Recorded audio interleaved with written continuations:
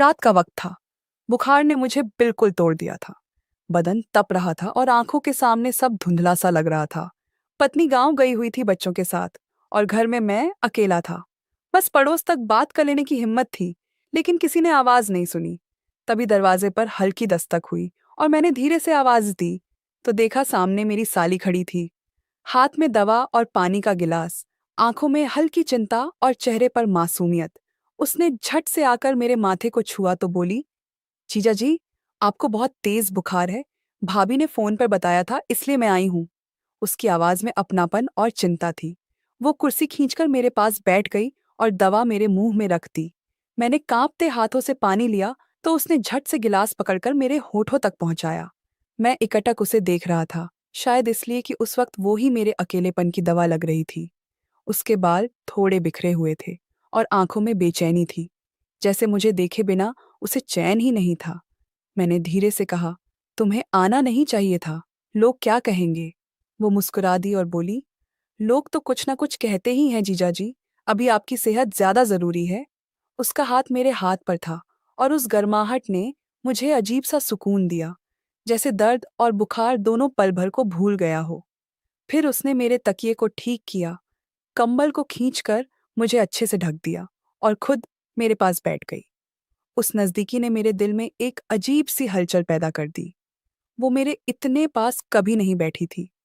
उसकी सांसें मेरे गाल को छू रही थीं और उसका चेहरा मेरी आंखों के बहुत करीब था। मैं उसे देखता रहा और वो झेंप कर नजरें झुका लेती, लेकिन फिर पल भर बाद वही नजरें मेरी तरफ उठ जाती और उस पल कमरे का सन्नाटा और गहरा हो जाता। ऐसा लगा जैसे वक्त थम गया हो। मैंने हिम्मत करके कहा, अगर तुम ना आती तो मैं पता नहीं कैसे ये रात काट पाता। तो वो बोली, आप अकेले नहीं हैं जीजा जी, जब तक भाभी नहीं आती मैं आपका ख्याल रखूंगी। उसकी ये बात सुनकर मेरे दिल की धड़कन तेज हो गई। एक अजीब सी घबराहट और खिंचाव के बीच मैं फंस गया, क्योंकि रिश्ते की मर्यादा मुझे रोक रही थी, लेकिन हालात और उसका स्नेह मुझे अपनी तरफ खींच रहा था। बिस्तर पर लेटे हुए मैंने पहली बार महसूस किया कि अकेलेपन में किसी का साथ कितना गहरा असर डालता है। और उसके आने से जैसे मेरे कमरे की वीरानी मिट गई थी। वो मुझे बार बार पानी पिलाती, ठंडे पानी की पट्टी मेरे माथे पर रखती और जब मैं कांपने लगता तो मेरे हाथ अपने हाथों में लेकर दबाती। उस लम्हे में मुझे लगा जैसे ये रिश्ता सिर्फ नाम का नहीं, बल्कि दिलों का जुड़ाव है। और मैं समझ नहीं पा रहा था कि ये सब उसका फर्ज है या उसके दिल के अंदर कोई ऐसी बात है जो अब तक छिपी हुई थी। उसके मासूम चेहरे को देखकर मुझे उस रात पहली बार एहसास हुआ कि कभी कभी इश्क वहीं से जन्म लेता है जहां हम लीस्ट एक्सपेक्ट करते हैं। लेकिन वहीं से कहानी में सबसे बड़ी परीक्षा भी शुरू होती है। रात और गहरी हो चुकी थी। कमरे की खिड़की से आती हल्की हवा कंबल के अंदर भी ठंडक पहुंचा रही थी, लेकिन उससे ज्यादा ठंडक मेरे दिल में थी, क्योंकि मेरी हालत कमजोर थी और मेरे पास बैठी साली की मौजूदगी मुझे लगातार विचलित कर रही थी। वो बार बार घड़ी देखती और फिर मेरी ओर झुककर पूछती, जीजा जी नींद आ रही है क्या। मैं सिर हिलाकर मना कर देता तो वो और करीब आकर मेरे माथे को छू लेती। उसके हाथ इतने नर्म और ठंडे थे कि मेरे अंदर तक उतर जाते। कभी वो मेरी हथेली दबाती तो कभी मेरे बालों को सहलाने लगती। और मैं हैरान था कि ये वही साली है जो हमेशा मजाक करती थी, खिलखिलाती थी, लेकिन आज उसका रूप बिल्कुल अलग था। उसकी आंखों में अपनापन और करुणा थी, जैसे मैं उसका अपना सबसे करीब का इंसान हूं। मैंने हिम्मत करके धीरे से कहा, तुम्हें सच में मेरी इतनी फिक्र क्यों है। वो चौंकी और हल्की हंसी दबाते हुए बोली, क्या हर चीज का कारण होता है जीजा जी। कभी कभी सिर्फ दिल चाहता है कि किसी का ख्याल रखा जाए, और आप तो वैसे भी हमारे अपने हो। अगर मैं ना आती तो कौन आता। उसकी ये बात सुनकर मैं चुप हो गया, लेकिन दिल में सवाल और भी गहराने लगे। वो कुर्सी छोड़कर अब बिस्तर के किनारे बैठ चुकी थी। उसकी साड़ी का पल्लू मेरी बाजू से छू गया और उस छुअन से जैसे मेरे पूरे शरीर में एक बिजली सी दौड़ गई। मैं आंखें बंद करके लेटा रहा, लेकिन नींद दूर दूर तक नहीं थी। हर पल मुझे उसकी मौजूदगी का एहसास और गहरा करता जा रहा था। उसने धीरे से मेरे गाल पर हाथ रखा और बोली, अब बुखार कम लग रहा है ना। मैंने उसकी आंखों में झांका और उस पल लगा जैसे मैं जवाब नहीं, बल्कि उसकी आंखों में छुपा राज पढ़ना चाहता हूँ। वो पल भी अजीब था, जहाँ रिश्ते की लकीर हमें रोक रही थी और दिल का रिश्ता हमें जोड़ रहा था। मैंने कांपती आवाज में कहा, अगर लोग देख लें तो वो मुस्कुरा दी और बोली, ये कमरे की चारदीवारी के अंदर जो है वो सिर्फ हमारा है, बाहर की दुनिया का इससे कोई लेना देना नहीं। उसकी ये बात मेरे सीने में उतर गई और मैं महसूस करने लगा कि अकेलेपन, बीमारी और उसकी देखभाल ने हमारे बीच एक अजीब सी डोर बांध दी है। वो डोर इतनी मजबूत थी कि मैं चाहकर भी इससे बच नहीं पा रहा था। रात बीत रही थी, पंखे की आवाज और उसकी सांसों की गर्मी के बीच मैं अपने भीतर कई जंग लड़ रहा था। वो धीरे धीरे मेरे पास और खिसक आई, मेरे तकिए को ठीक किया और खुद भी टेक लगाकर बैठ गई, जैसे रात भर मेरा पहरा देने का वादा हो। मैंने हल्की हिम्मत करके उसका हाथ थामा तो उसने झटके से हटाया नहीं, बल्कि हल्की पकड़ और कस दी। उस पकड़ में न जाने कितनी अनकही बातें थीं। उसके होठों पर हल्की मुस्कान थी, लेकिन आंखों में हल्की नमी भी थी। शायद वो भी मेरे जैसी ही उलझन महसूस कर रही थी। शायद वो भी रिश्ते और दिल के बीच फंसी थी। और तभी मुझे एहसास हुआ कि ये रात हमारी जिंदगी बदलने वाली है, क्योंकि हम दोनों में से कोई भी अब इन भावनाओं को रोक नहीं पा रहा था। लेकिन उसी वक्त भीतर कहीं से आवाज आई कि मर्यादा की लकीर पार करने के बाद वापसी नहीं होगी। और शायद यही हमारी सबसे बड़ी परीक्षा थी, कि हम इस रात को कैसे निभाते हैं और सुबह किस चेहरे के साथ एक दूसरे को देखते हैं। रात अब और सन्नाटे में डूब चुकी थी। बाहर कहीं दूर से कुत्तों के भौंकने की आवाज आती थी और बीच बीच में हवा खिड़की के पर्दे को हिला देती थी। मगर मेरे कमरे के भीतर का माहौल बिल्कुल अलग था। मैं बुखार से कमजोर था, लेकिन मेरी धड़कनों की रफ्तार और तेज हो चुकी थी, क्योंकि मेरे पास बैठी साली अब लगभग मेरे तकिए के साथ सटी हुई थी। उसके हाथ ने मेरा हाथ थाम रखा था और वो बीच बीच में मेरी नब्ज टटोलने का बहाना करती, जैसे डॉक्टर हो। लेकिन उसके चेहरे की झलक बता रही थी कि वो सिर्फ मेरा हाल नहीं देख रही थी, बल्कि मेरे नजदीक आने का कोई बहाना ढूंढ रही थी। मैं बार बार सोच रहा था कि अगर पत्नी यहाँ होती तो ये सब शायद कभी नहीं होता। लेकिन ये सच था कि मेरी बीमारी, अकेलापन और उसकी मौजूदगी ने मुझे उसके और करीब ला दिया था। मैंने धीमे स्वर में कहा, तुम्हें डर नहीं लगता कि कोई देख लेगा? वो हंसते हुए बोली, डर क्यों लगेगा जीजा जी? सब सो रहे हैं मिताए। और वैसे भी अगर मैं आपके लिए रात भर जाग रही हूं तो इसमें बुरा क्या है? आप मेरी बहन के पति हो, मेरा भी फर्ज है आपकी देखभाल करना। उसकी ये मासूमियत भरी बात सुनकर मैं थोड़ी देर चुप रहा, लेकिन उसके चेहरे की मासूमियत के पीछे एक हल्की सी शरारत भी साफ झलक रही थी। वो धीरे धीरे मेरी ओर झुकी और मेरे माथे को फिर छूकर बोली, अब बुखार उतरा है, आप आराम से सो जाइए। लेकिन मैं कैसे सो जाता जब मेरे दिल में तूफान मचा हुआ था। मैंने अचानक उसका हाथ पकड़कर कहा, अगर मैं कहूं कि मुझे नींद तभी आएगी जब तुम मेरे पास बैठी रहोगी तो? उसने मेरी आंखों में गहराई से देखा और बिना कुछ कहे सिर हिला दिया। फिर धीरे से बिस्तर पर बैठ गई और अपनी साड़ी का पल्लू समेटते हुए बोली, ठीक है, मैं यहीं रहूंगी जब तक आपको नींद ना आ जाए।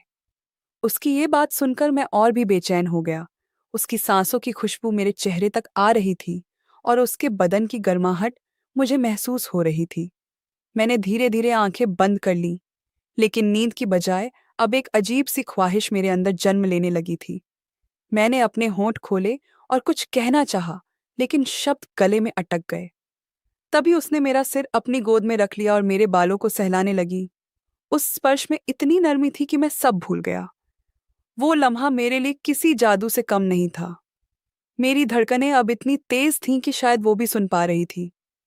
उसकी उंगलियां मेरे माथे और बालों में घूमती रहीं और मैं उस पल को रोक देना चाहता था, लेकिन साथ ही भीतर डर भी था कि कहीं ये सब हद से आगे ना निकल जाए। मैंने धीरे से कहा, तुम्हें पता है, तुम बहुत अलग हो। तुम्हारी ये देखभाल मेरे दिल को छू रही है। उसने हल्की मुस्कान के साथ कहा, कभी कभी इंसान की सच्ची पहचान मुश्किल घड़ी में ही सामने आती है जीजा जी। और शायद आज आपकी हालत ने मुझे भी बदल दिया है। मैं खुद को रोक नहीं पा रही। उसकी आंखें अब और भी गहरी लग रही थीं। उनमें नमी और चाहत दोनों थी। और उस चाहत को देख मैं समझ गया कि ये रात हमें हमें एक ऐसे मोड़ पर ले जाने वाली है जहां से वापसी मुश्किल होगी। लेकिन शायद यही हकीकत थी कि हम दोनों के दिल अब एक दूसरे के पास आने लगे थे। वो पल मेरे लिए किसी ख्वाब से कम नहीं था, और मैं सोच रहा था कि सुबह जब सूरज निकलेगा तो ये ख्वाब किस सच में बदल जाएगा। रात अब इतनी गहरी हो चुकी थी कि खिड़की से आती हवा भी जैसे हमें और पास ला रही थी। मैं उसकी गोद में सिर रखे पड़ा था और उसकी उंगलियां मेरे बालों में घूम रही थीं। मेरी धड़कनें तेज थीं और उसकी सांसें भी भारी भारी हो रही थीं। उसने धीमे से कहा, जीजा जी, अगर आज ये सब मेरी बहन जान गई तो क्या होगा? उसके इस सवाल ने मुझे अंदर तक हिला दिया। मैंने आंखें खोलकर उसकी ओर देखा और कहा, मुझे भी यही डर है, लेकिन तुम्हारी ये देखभाल, तुम्हारा मेरे पास होना, सब मुझे भूलने पर मजबूर कर रहा है कि हमारे बीच की दूरी कैसी होनी चाहिए। वो मुस्कुराई और धीरे से बोली, कभी कभी दूरी मिटाने के लिए किस्मत बहाना ढूंढ लेती है, शायद आपकी बीमारी ही वो बहाना है। उसकी बातों में जो भावनाएं थीं, उसने मुझे मजबूर कर दिया कि मैं उसके और करीब हो जाऊं। मैं उठकर बैठ गया और उसका हाथ थाम लिया। उसने नजरें झुका लीं लेकिन हाथ नहीं छोड़ा। मैंने उसके चेहरे को देखा। वहां एक अजीब सी चमक थी, जैसे वो चाहकर भी खुद को रोक नहीं पा रही थी। उसकी आंखों में हल्की सी नमी और चाहत दोनों थी। मैंने धीरे से कहा, तुम्हें पता है ये पल हमें कहाँ ले जा सकता है? वो कांपते स्वर में बोली, हाँ पता है, लेकिन फिर भी मैं आज आपको अकेला नहीं छोड़ सकती। और इतना कहकर उसने अपना सिर मेरे कंधे पर रख दिया। अब हमारे बीच की सारी औपचारिकताएं टूट चुकी थीं। सिर्फ दिल की आवाजें थीं जो हमें एक दूसरे के और करीब ला रही थीं। कमरे की खामोशी में बस हमारी सांसों की आवाज थी। बाहर की दुनिया जैसे थम गई थी। मैंने उसकी ठंडी उंगलियों को अपने हाथों में कसकर पकड़ लिया और कहा, अगर कभी मेरी पत्नी को पता चल गया तो? उसने बिना सोचे कहा, तो मैं कह दूंगी कि ये सब मेरी गलती थी। आप तो बीमार थे, मैंने ही आपको रोकने नहीं दिया। उसकी ये बातें सुनकर मैं हक्का बक्का रह गया। एक तरफ उसका ये बलिदान सा भाव मुझे और खींच रहा था, दूसरी तरफ मेरी अंतरात्मा बार बार कह रही थी कि ये गलत है। लेकिन दिल और दिमाग की लड़ाई में उस रात दिल जीत रहा था। मैंने उसके चेहरे को अपनी हथेलियों में थामा और उसके माथे को छू लिया। वो कांप उठी, लेकिन पीछे नहीं हटी। उसकी सांसें और तेज हो गईं। उसने आंखें बंद कर लीं, जैसे सब कुछ मेरे हवाले कर रही हो। उस पल मुझे एहसास हुआ कि इंसान जब अकेलापन और चाहत के बीच फंसता है तो वो सब भूल जाता है। हम दोनों अब एक ऐसे मोड़ पर पहुंच चुके थे जहां से वापसी मुश्किल थी। लेकिन उसी पल मेरे अंदर एक सवाल उठा, क्या यही सही है? क्या मैं अपनी पत्नी के विश्वास के साथ धोखा कर सकता हूं? और क्या मेरी साली को सच में यही चाहिए? मैंने गहरी सांस ली और उससे थोड़ा हटकर कहा, नहीं, हमें रुक जाना चाहिए। ये रास्ता हमें कहीं और ले जाएगा, जहां सिर्फ पछतावा मिलेगा। वो चौंक कर मुझे देखने लगी।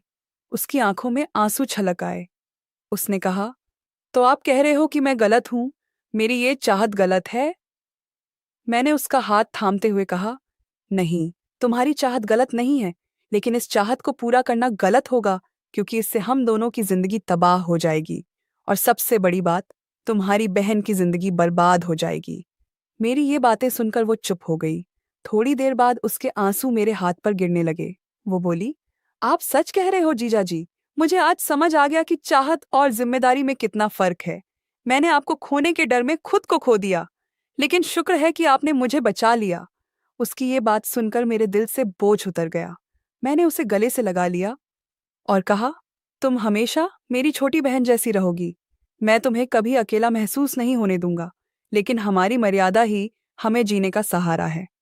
वो सिसकते हुए बोली, आपने सही कहा, अगर आज हम बहक जाते तो ये रात हमें जिंदगी भर रुलाती। मैंने उसके आंसू पोंछे और कहा, अब चलो, तुम भी थोड़ा आराम कर लो, सुबह सब कुछ सामान्य लगेगा। उसने सिर हिलाया और धीरे धीरे मेरे पास से हटकर दूसरी तरफ लेट गई। लेकिन उसका हाथ अब भी मेरे हाथ में था, और उसी स्पर्श में हमने समझौता कर लिया। प्यार और चाहत अपनी जगह हैं, लेकिन रिश्तों की मर्यादा उनसे कहीं बड़ी होती है। सुबह की हल्की धूप खिड़की से भीतर आ रही थी। पक्षियों की चहचहाहट माहौल को और शांत बना रही थी। मेरी आंख खुली तो मैंने देखा कि मैं अभी भी बिस्तर पर लेटा था और मेरी साली मेरे पास ही कुर्सी पर बैठी थी, शायद रात भर जागती रही। उसकी आंखों के नीचे हल्के हल्के काले घेरे थे, लेकिन चेहरा शांत था, जैसे उसके मन से कोई भारी बोझ उतर गया हो। मैंने उठने की कोशिश की तो उसने तुरंत कहा, जीजा जी, अभी मत उठो, आप पूरी तरह ठीक नहीं हुए।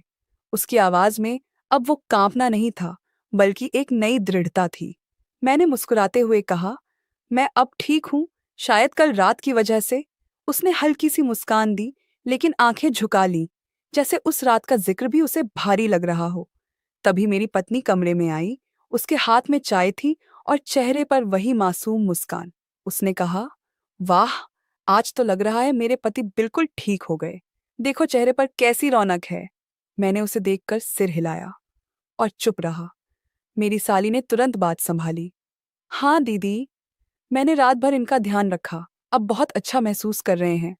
मेरी पत्नी ने साली की ओर देखा और प्यार से कहा, तूने सच में मेरा बहुत बड़ा काम किया, वरना मैं अकेली इतनी सेवा नहीं कर पाती। उस पल मुझे एहसास हुआ कि अगर कल रात हम मर्यादा से भटक जाते, तो आज ये सुकून कभी महसूस नहीं कर पाता। मेरी पत्नी के चेहरे पर जो विश्वास था, वो विश्वास ही मेरी असली पूंजी था, और मेरी साली ने भी उस विश्वास को बचाने में मेरा साथ दिया था। भले ही उसके दिल में चाहत थी, लेकिन उसने अपनी चाहत को रिश्ते के आगे झुका दिया। नाश्ते की मेज पर सब साथ बैठे। माहौल बिल्कुल सामान्य था। कोई भी नहीं जानता था कि पिछली रात हमारे लिए कितनी बड़ी परीक्षा बनकर आई थी। मैंने साली की ओर देखा तो उसने धीरे से आंखों से इशारा किया, जैसे कह रही हो, चिंता मत करो, ये राजा हमेशा राजा ही रहेगा। और मैंने भी मन ही मन सोचा कि आज मैंने चाहत और जिम्मेदारी के बीच का फर्क समझा है। इंसान के सामने कभी कभी ऐसे मौके आते हैं जहां वो पल भर की कमजोरी में अपनी पूरी जिंदगी बिगाड़ सकता है, लेकिन अगर उस वक्त हिम्मत दिखा दे, तो वही हिम्मत उसकी सबसे बड़ी जीत बन जाती है। उस रात ने मुझे सिखा दिया कि रिश्ते सिर्फ खून या समाज से नहीं, बल्कि विश्वास और मर्यादा से बनते हैं। और अगर मर्यादा टूट जाए तो रिश्ता जिंदा रहते हुए भी मर जाता है। मेरी साली का मेरे प्रति भाव कभी गलत नहीं था। वो सिर्फ चाहत थी, लेकिन उसने खुद अपने मन को काबू में करके उस चाहत को रोक दिया, और यही उसकी सबसे बड़ी जीत थी।